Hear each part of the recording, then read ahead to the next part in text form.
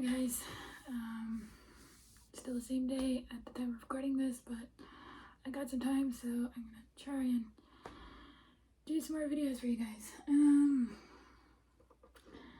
I'm going back to my beautiful tune tutorials that I was doing before, and I haven't gotten to do for a while. So this one is going to be of my own original music, which you can hear on my CD, Late Evenings Jam. This music is all copyrighted, but I don't mind everybody learning it to play for fun, play it with other people. Just credit me, please. Thank you. So this one is going to be of one of my most favorite and also hated tunes, I suppose you could say, because I don't love playing it. On my album, and that is the Lament for Buried Grief. And I wanted to talk a bit about that tune and why I wrote it and kind of what I'm actually trying to say.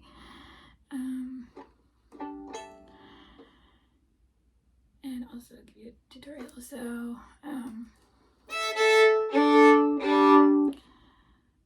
it is a slow air, so I'm not really sure if I should. I mean, maybe I'll play it through once. If you want the full version, please head on over to my album and listen to it there. It is available on Bandcamp and Spotify for now, but nobody should go on Spotify, to be honest. Go on Bandcamp and find my album there. So this is a slow air in E minor, and I don't know why I chose that key. I think it's just minor and it sounds pretty haunting, and yeah. But here's how it goes.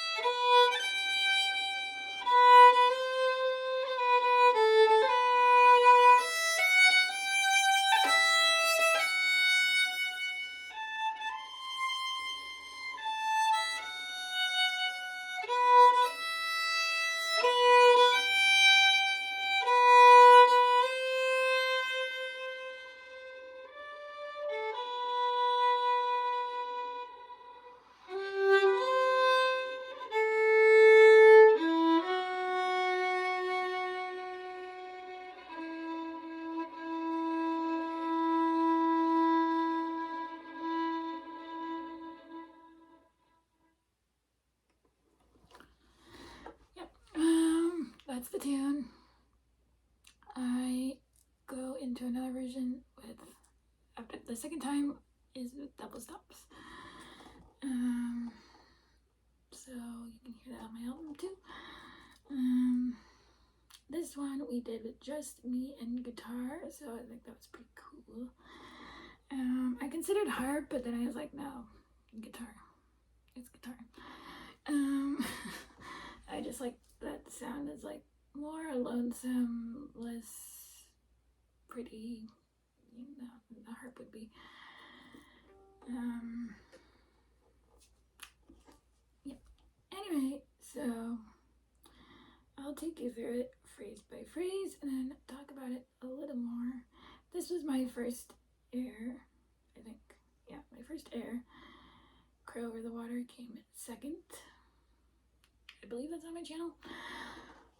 And yeah, I've actually gone through most of my album tunes already on this channel, so if you want tutorials for how to play them, please go check out my earlier videos. And yeah, just credit me if you're gonna play it, and ask me if you're gonna record it on an album. And yeah, so first phrase goes like this.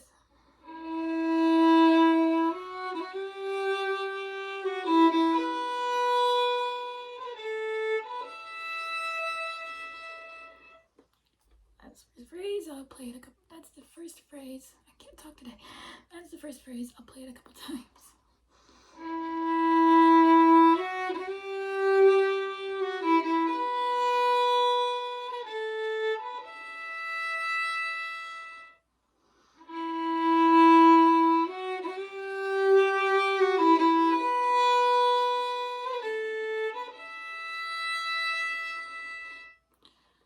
Feel free to loop that and sing along to it, plug along to it, all that stuff. And yeah, so there are some ornaments in there. So it starts on an E, obviously E minor. Without ornaments, it sounds like this.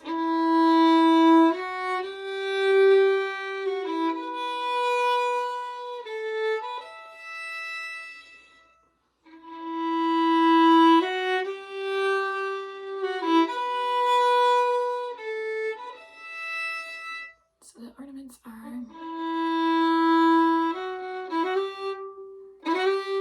just a little walk up scale thing to the G. And quite fast, actually.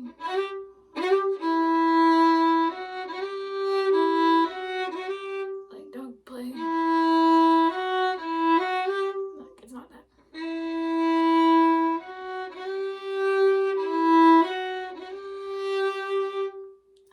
Just a quick little. And then continuing. You have a little grace note thing, but it's a string crossing from the E to the B. First finger, keep your first finger down, don't move it. Just cross the strings.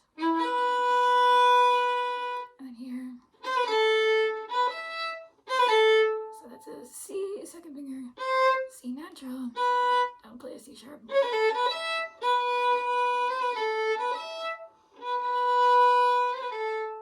And again, fast. Quick little grace notes. Maybe not that fast. Clear but fast.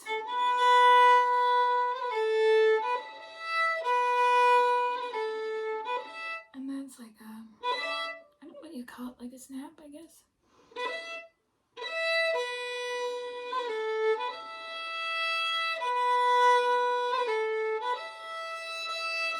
That's my fourth finger. Yeah, that's my fourth finger. You can't go, but it's kind of, I do like to cover the E, so it has a nicer tone.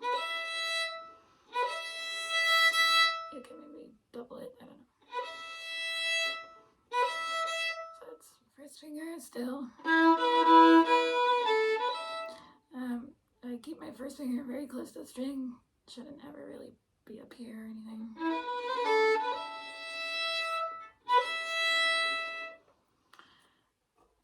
Okay, that was already 5 minutes on one phrase. Anyway. I'll try not to be impatient. Okay. Next phrase sounds like this.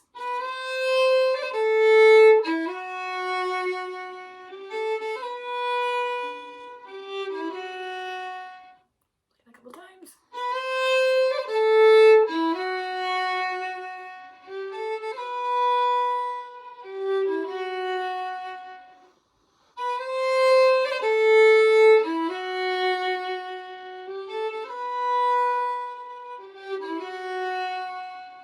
Without the ornaments, it sounds like this.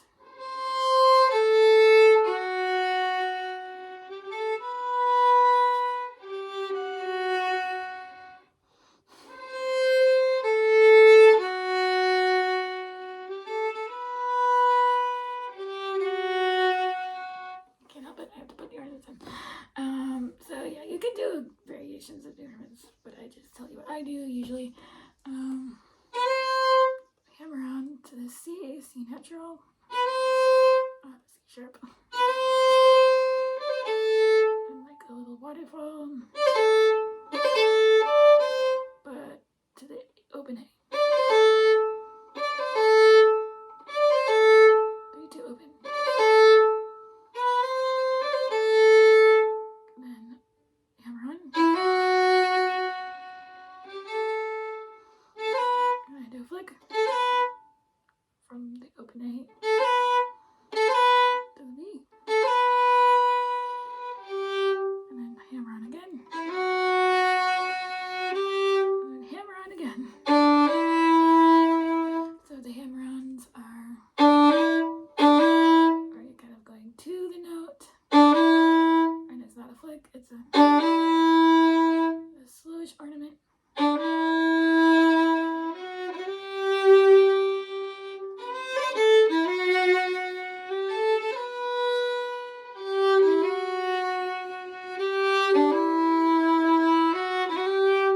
Same thing.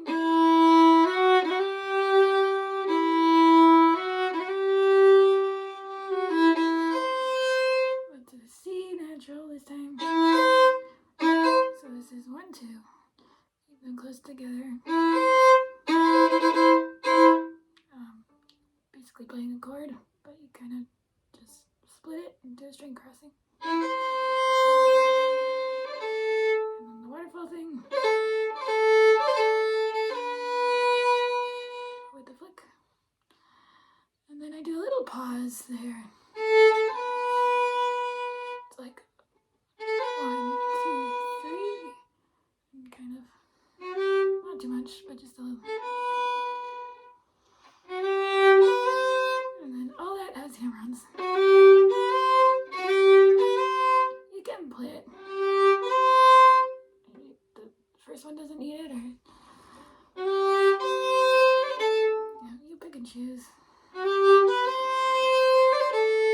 waterfall thing again. That comes a lot in this tune. So it's good to learn it. 3 2 open on the A string. I'm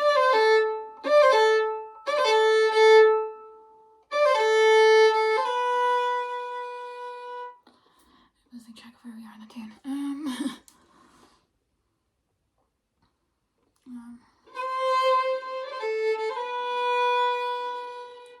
And I think this is the ending phrase actually.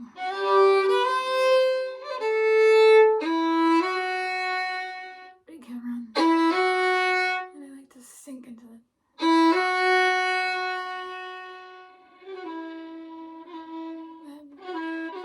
That's just a scale. 3 2 1. And then the flick. So let's go through all that again. Make sure I didn't miss any parts. First phrase.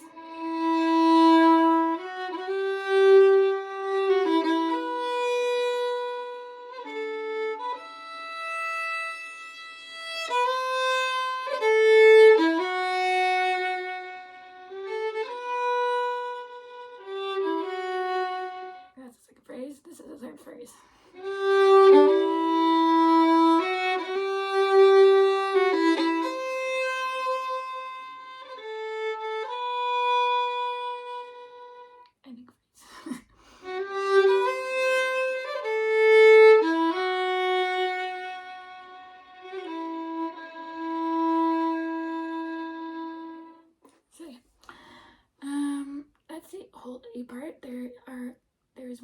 variation, which is on the second time you play it through, when you get to here,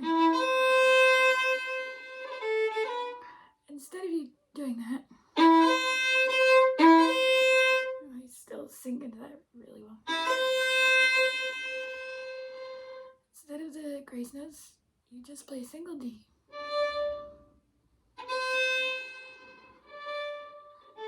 At the tip of the bow, just for a second.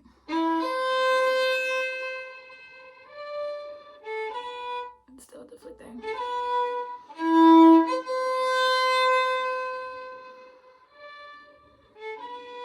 And softly kind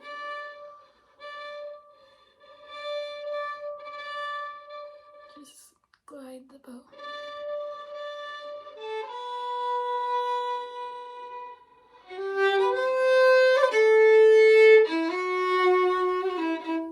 And the ending phrase, that's the only variation, I think, on the E part. That only comes around the second time you play. That's the E part. Try not to make this video too long. So I don't know. Tell me if I'm rushing too much.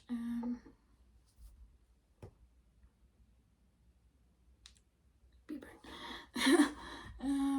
B part has a lot of ornaments, and usually I miss them because my finger doesn't catch the string very well. But talking about these.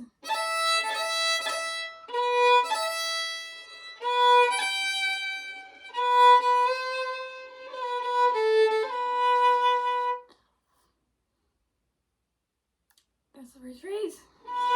The ornaments, it's like this.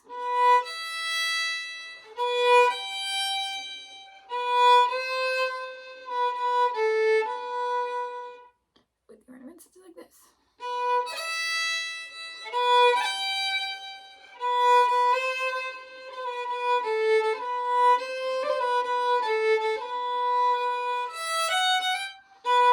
Do that again.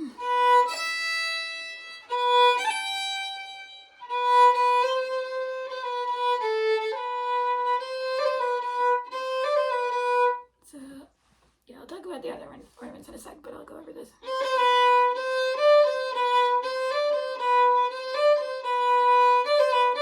It's just 3, 2, 1 on the A string, starting on the second finger, the C natural.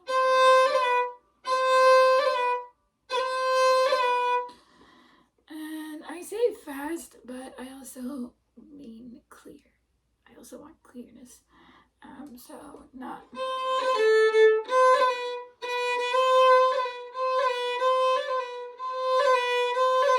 like making them first note maybe a little clearer than the others.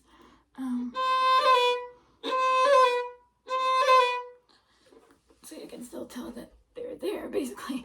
And the other ornaments that are there, so basically this is just a string crossing from the A string to the E string. And that's a G natural.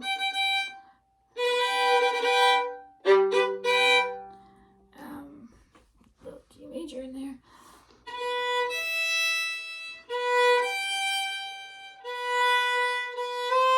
I do a little sneaky hammer on there. But the ornament that I'm doing on the open notes, you can just leave them open, but I like to do it.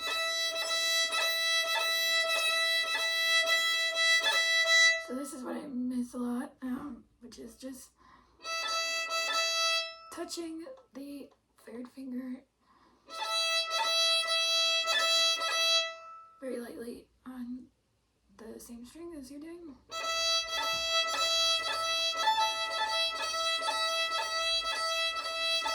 No note should be played, it's just a touch. And that comes fast, but within the rhythm, so.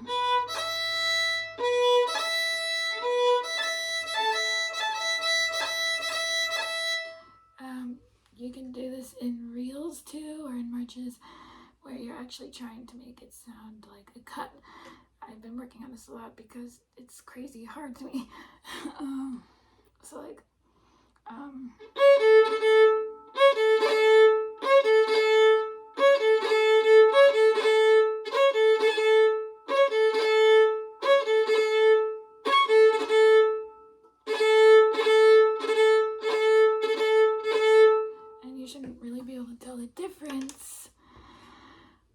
if those are cuts or not. Obviously, there aren't cuts in the air, but you have to do something on those open notes, and you can just do a regular flick. You could do a little, I don't know what those are called, normal grace notes, I guess.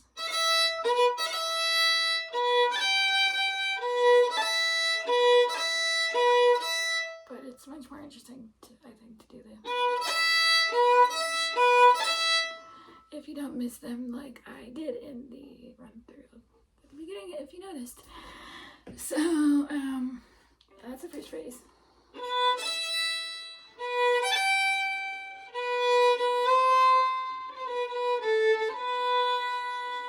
Next phrase starts with a little pickup thing, and a hammer onto the G.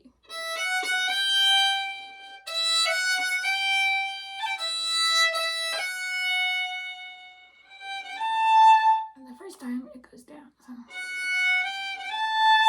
up to the A, back to a D sharp. Can you believe it? A D sharp.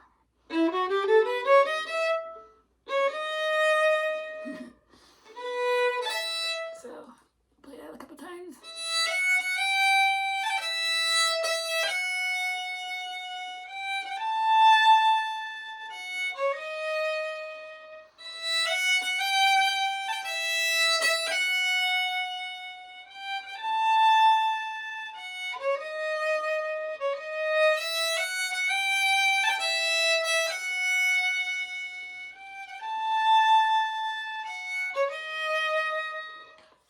I was looking out the window because it's so cloudy. It's just so cloudy. Like, why is it this cloudy in the middle of summer? Is summer usually this cloudy? Like, what is going on? I don't know. So that's the second phrase of the B part. The little waterfall ornament is there. Clear but fast again. And it's 3-2 open on the E string this time. So before it was here, now it's here.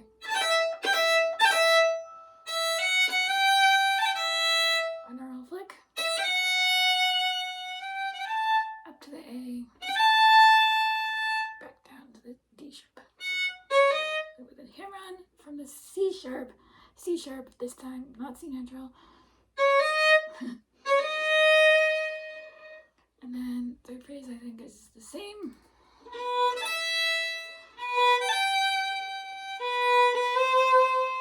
Here's different. Sinking down on the C. 3, 2, 1, flick. This is an E part.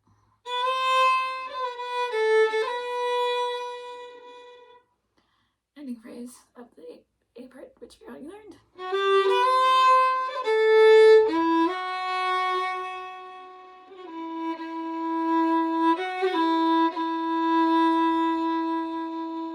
And then again, I will show you the variations here this time because there are a lot more than just one.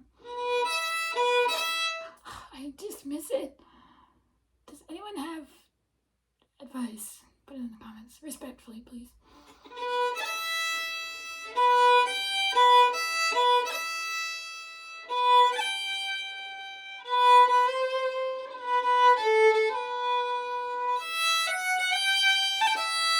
Here's where it's different. You go to the F sharp with a flick. But this is kind of hard. So it's 1, 3, 4. And you don't have to shift, you just stretch. 1, 3, 4, F sharp, A, C, diminished chord. And I add a little flick there, the 2 notes. And then I don't just go back to the F sharp, I do a hammer on to the F sharp from the E.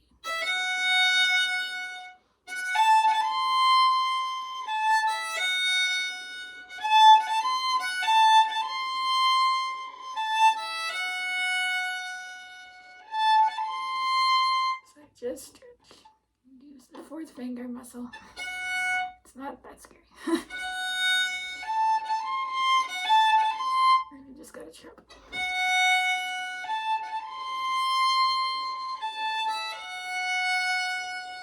Then back to the phrase trays.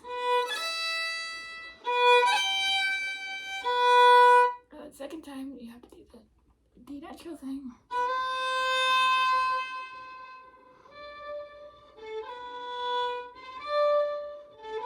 You're just saying, like,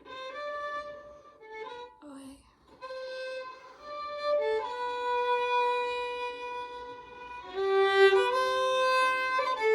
And the ending phrase. And just really pull the bow. And I slow down a lot. And here I really do slow down the grace notes too. I basically play that.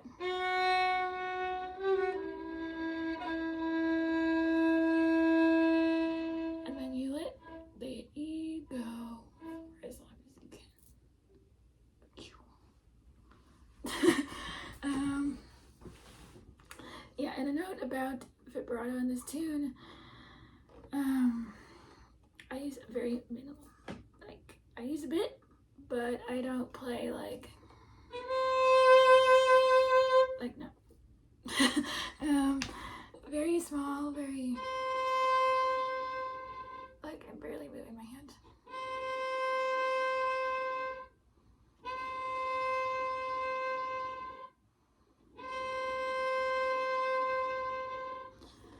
And bow is light, apart from the notes I mentioned that I like to, but they're light only for like a minute, and then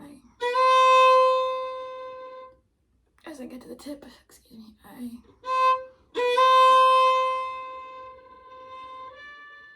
lighten up a lot. I get diminuendo kind of thing.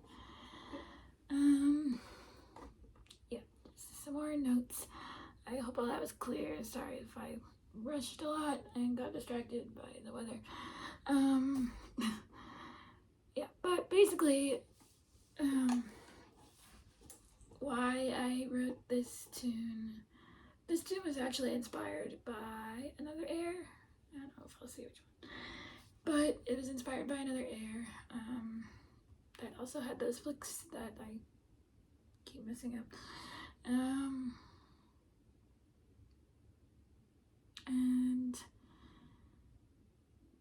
But that wasn't why I wrote it. I wrote it basically because, well, the name came after. The name came after I wrote the tune.